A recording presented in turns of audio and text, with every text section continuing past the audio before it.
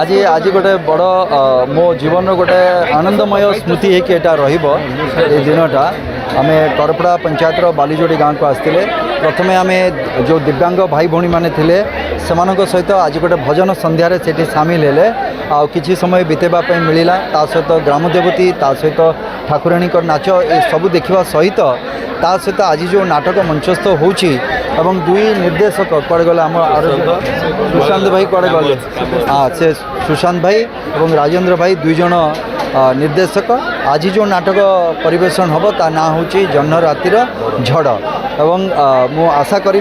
जे बहुत भल हो ये नाटकटी एवं आमर समस्त दर्शक ताको उपभोग करंतु एवं